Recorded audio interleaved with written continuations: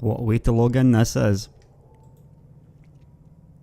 I've spotted some kind of orangey, red looking thing over there. Not quite sure what that is. I mean, obviously there's an awful lot of blue stars in that open cluster, but what's this red thing? Let's check the galaxy map. This one's got a rather interesting name. Yeah, maybe I just spend a little while around the lagoon. Yeah, there's some pretty interesting objects around here. A bunch of brown dwarfs. I suppose it's actually worth doing these simply for the money. I wouldn't bother travelling out to them, but as long as you can scan them from here. Can't even scan that one at only 1300 light seconds. I mean, that's... must be very small, that one. Right, we're not going to bother with this. We're going to move somewhere else. Oh, a neutron star. Right, we need to head up to this one then.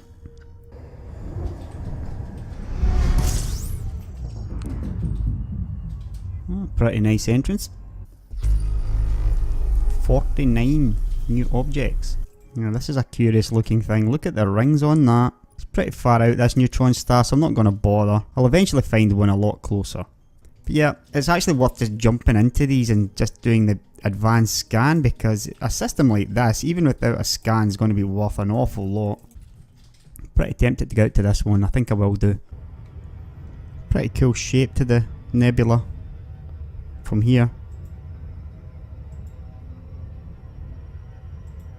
Like a semicircle.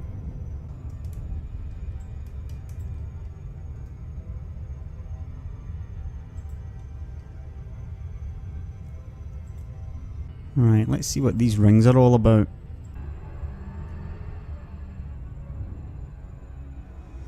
This is pretty interesting looking. These rings are really pretty bizarre, proportional to the size of the object.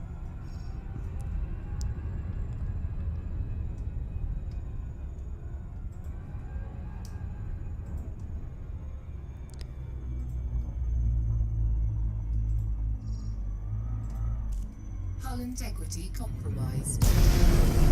That was a bit of a mistake. Finally take some damage. Oh, this is pretty cool.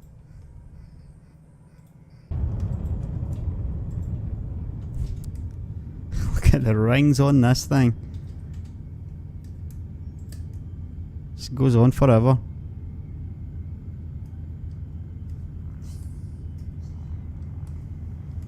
Got a nice view of the lagoon in the background.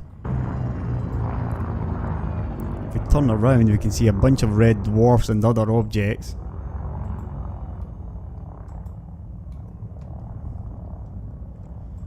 Two main stars in the background.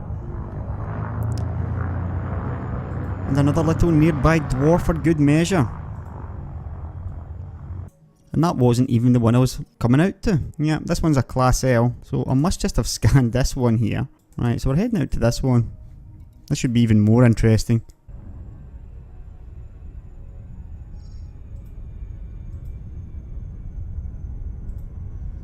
Yeah, it's not too bad. I think the other one looked a bit more impressive though. Although it didn't look that way on the system view. Not going to complain too much though. Right, a quick jump down to this one. The neutron star may be nearby.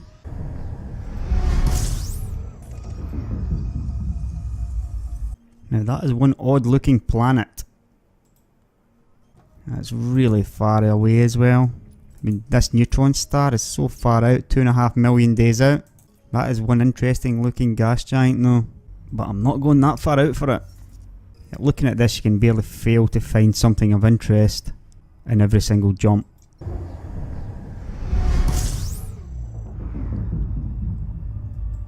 Right, doesn't look like we've got too much here. Very far out.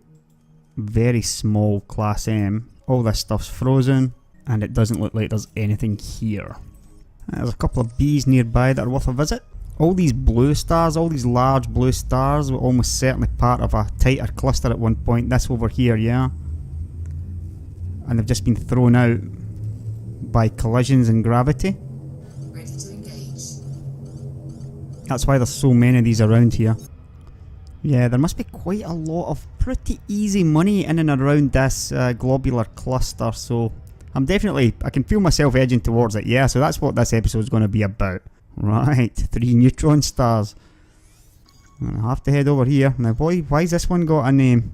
Got to be a reason why. It's only an M5. Right, so after I pop in here, I'm going to jump over to this one. Don't quite understand why this M here would have a name, unless it's a bug.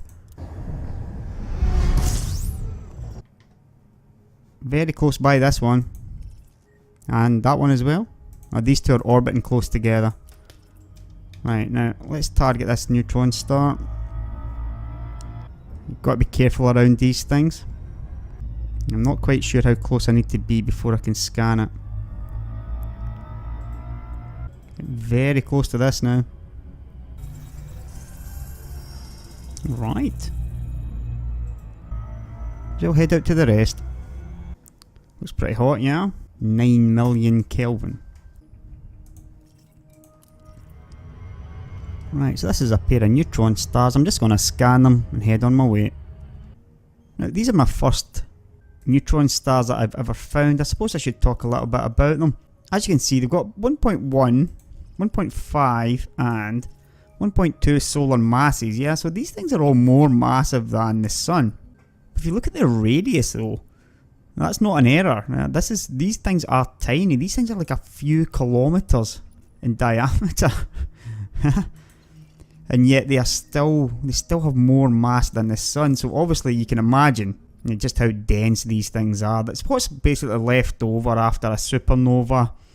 When the core collapses in a star-going supernova, this is basically what gets left. More massive stars will collapse even further into black holes. So this is probably like the stage before a star collapses into a black hole, or this is what the less massive stars that collapse after supernova end up as, rather than ending up as black holes. So stuff like class Bs and maybe the smaller class Os, I'm not exactly sure about that, but at one point all 3 of these were incredibly massive stars. And that little dot is all that's left of it. You still don't want to get too close though. Right, now this little thing here that's got a name, curious enough to jump into. There's another one with a similar name nearby, but that seems to be a couple of B stars, so I've really no idea. Frameshift drive charging. I have my doubts that this could be detected from this sort of distance at 4,000 light years out. So I'm guessing this is going to be a bug of some sort.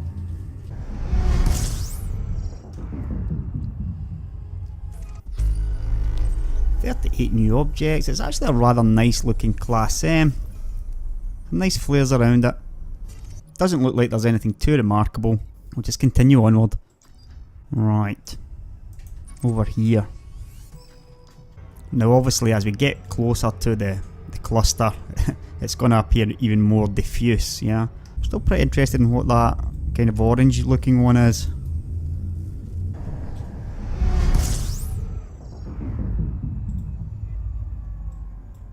Interesting glow coming from this one. Just a double B. Always sounds so wrong when I say just in front of that. Right, I'm guessing this may be what the large red thing is. This is a M52, so this is larger than a giant. This is a supergiant.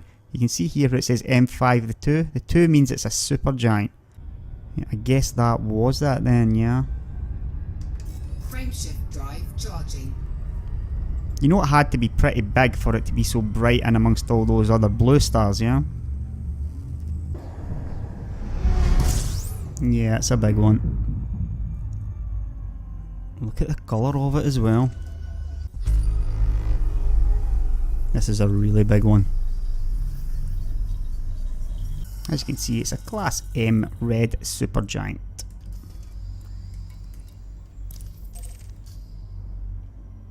Right. Now, we'll pay a visit to this little brown dwarf, just so you can see how big the star is.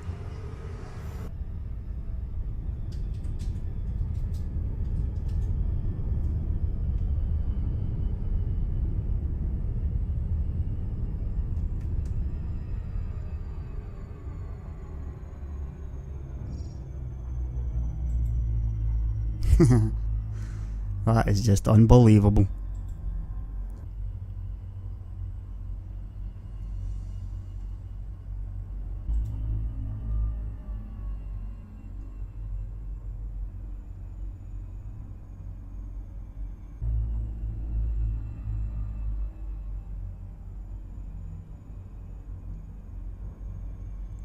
It's quite funny, but it doesn't seem to matter how far out I go.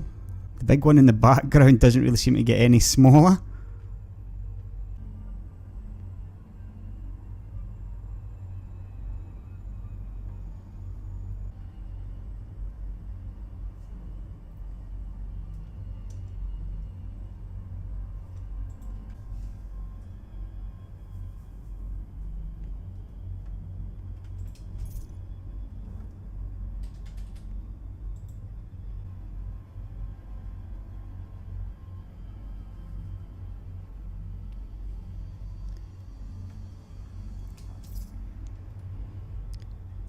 You can finally get the whole thing on the screen, and yet that tiny little purple red coloured thing in the middle,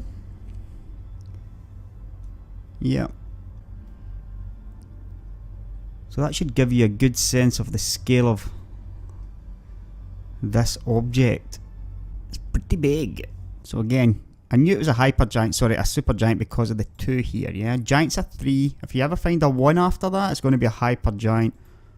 And you get 1A and 1B as well, I think. Now, that one's a bit sideways, but there's no way I'm not jumping over to that. A9, K8, M6, and then further out you're going to have a G5 and a K0. It's only one jump. Always got a little bit nervous jumping into these ones. And that's why. Yep. Another hour later and I could be right on top of that. Very rare to jump into something like that though. 3 of them. Well, this one's water. Kinda strange though. 5.19 out. I guess it must be getting it from the Class A. And this, yeah, there's some interesting stuff there. This is probably water here.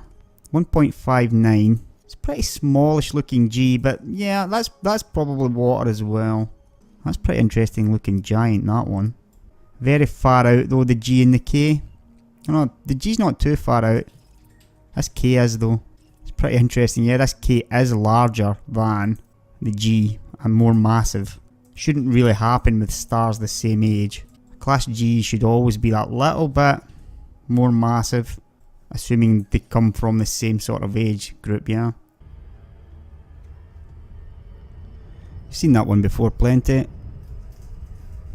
Pretty nice shot of the Lagoon Nebula from here.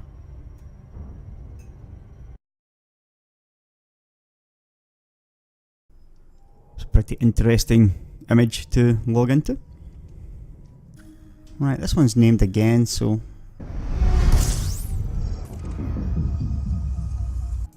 Yeah, some of these are pretty interesting looking. These 2 especially. But they're really, really close. I know this is a tiny Class M. There actually might be something at these. It's not that far out, so I might as well go and check. It's a very small Class M, this one. By the looks of things, the planets are just going to be high metals. Very easy to scan though around these Class M's, these smaller Class M's, because they're all so close to the star. You can see the brown dwarf over there as well, but I won't be going up to that one. Yep, it was just a bunch of high metals as I thought it probably would be. But like I said, there's a terraforming candidate. And 2 terraforming candidates. The last 2 look quite interesting.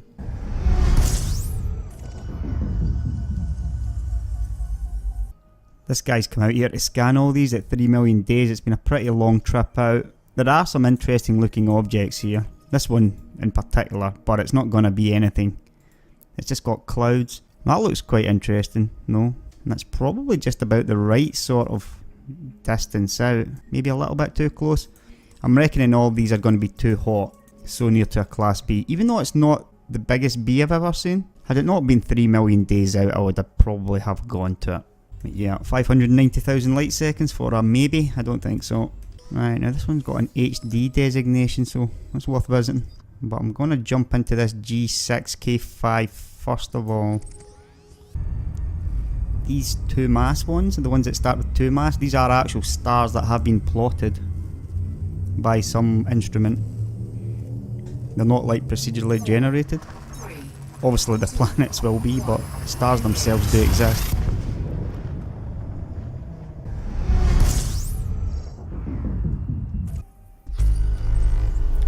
Two objects around a G and a K. I'm feeling good about this. Not so good now though. It's a pretty bizarre looking thing, that. This Severian's been doing some pretty epic looking scans. Right, this here is the only interesting object and I'm not convinced about it. And it's way too far out. I'm not going out there for that.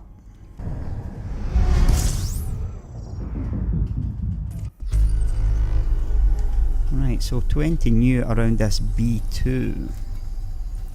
It's actually got a K around it as well. Nothing there I'm going to bother scanning though. Right, a B5 and 2 neutron stars. There's a K giant. So let's head over to this one and then over to the giant.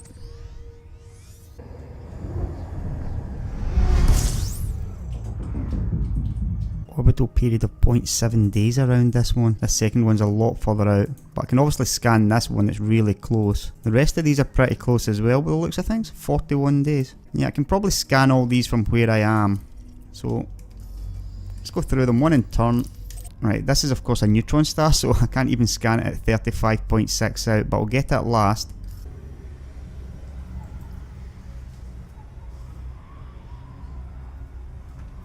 Fuel scooping complete.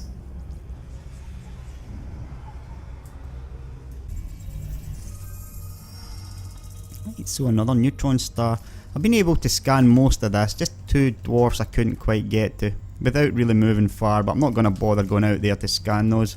Right, over to the K giant.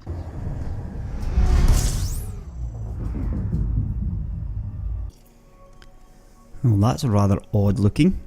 I think I'm just going to have to go to this one.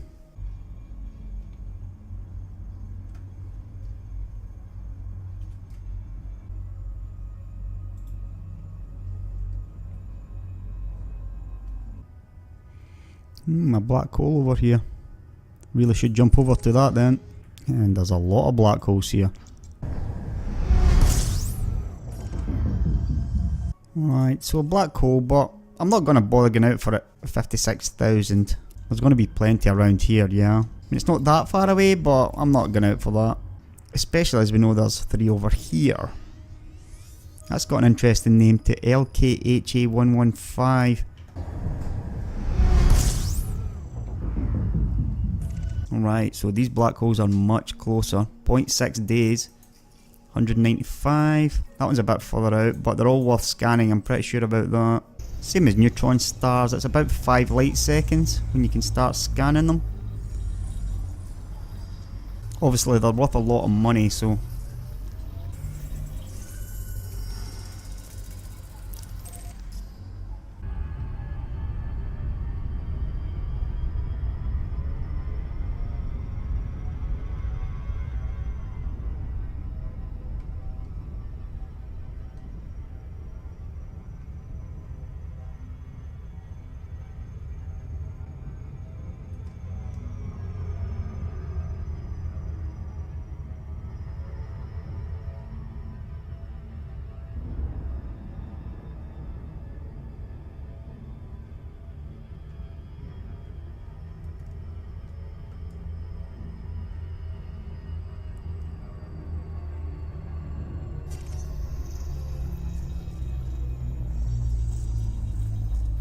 Now that's pretty smart. I'm going to go closer in. You see how it's sort of making a curve around the galaxy? Making a circle. That's called gravitational lensing. I'm going to get a bit closer just so you can see it more. But basically the light behind it is being curved because of the black hole. You can quite clearly see it's like a circle. in the middle of the galaxy. It shouldn't be there, yeah? If I go to the other side of the black hole, it'll be gone. You can see it disappearing now. That's the first I've seen this in the game. That's pretty smart.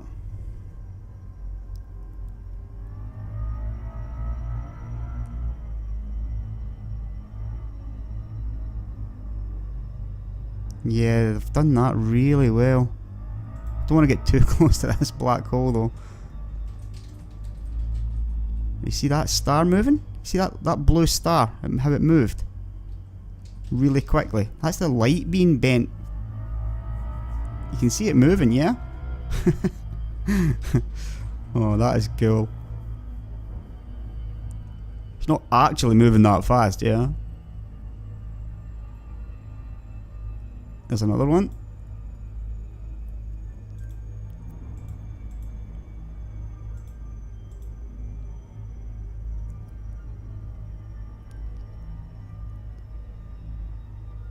As you can see, the galaxy's perfectly fine now. Yeah, these little details is really what makes it. Very smart. Right, so you don't need planets to get cool effects. Now, the thing about these is making an awful lot of money. Yeah, scanning these black holes, and these huge stars are worth a lot of money as well. So it really is worthwhile coming here. Right, GMKKM. Heading to you. It's a little bit backwards, but I'm definitely going to head to that one. Right, I'm getting a proximity alarm, so I'm getting too close to this black hole. Probably not the smartest place to start looking at the galaxy map.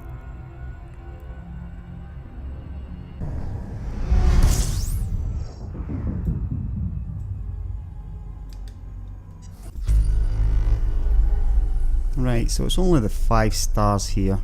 One of them is very close. 2 of them, in fact, pretty close. Might as well scan those and be on our way. I'll jump over to this G0, I think.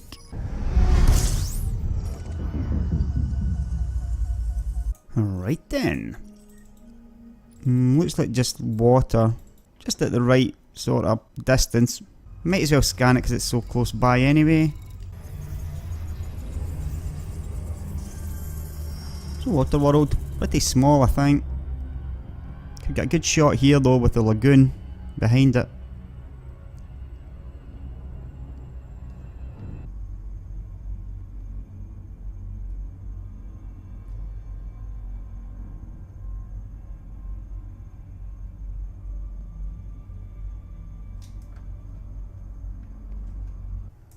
Right, I'm very much in this cluster now, yeah? So it's kind of hard to see it on the actual galaxy. Thor's Eye. I'm going to have to go to that one, obviously. Because it's an O with an incredibly cool name. You can see how bright it is.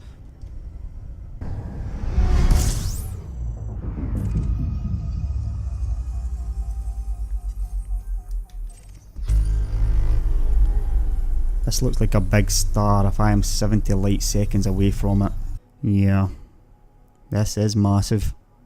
Pretty bizarre that this wasn't explored, but this was. Class 5 gas giant.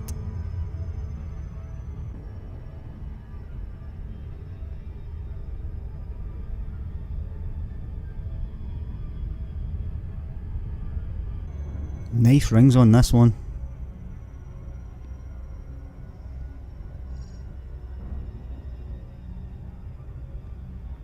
That's very cool.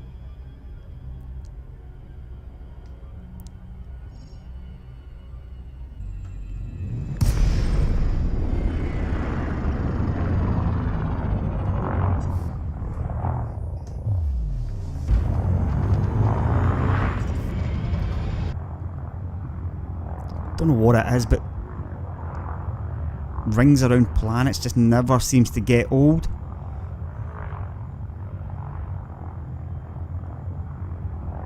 Best part of the game as far as I'm concerned.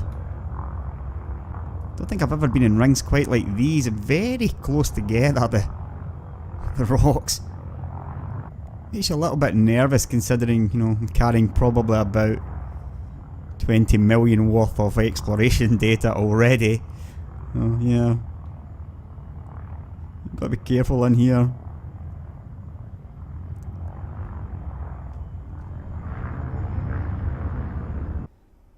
Thor's Eye. Probably the coolest named star in the game.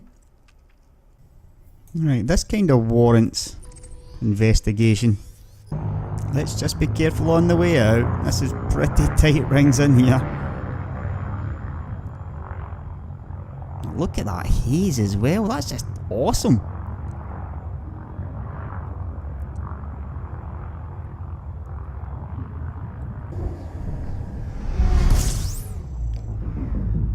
Right. Now this is a very, very, very big blue star. And it's all that's here. Blue supergiant. Now these things are really rare. The star has begun expanding towards being a red supergiant, right? So I mean it's already 70 solar radius, but as it expands it's going to get even bigger than that as it moves from the blue to the red phase, and then it's just going to go boom one day. That'll be an actual star with the HD designation, HD 164865. Yep, this is an actual star. Yep, there's been some pretty extreme objects in this episode. Quite sure I've made an awful lot of money as well just jumping into all these Class Bs. And there's still plenty around in all honesty. But I'm starting to think now, head towards my initial target, which was the Eagle Nebula. It's going to be, well, I guess we're talking maybe 3,500 out. Yeah, it's only about 3,000. That's been an hour for this part of the episode, so I'm gonna log out here and we'll head there for the next part.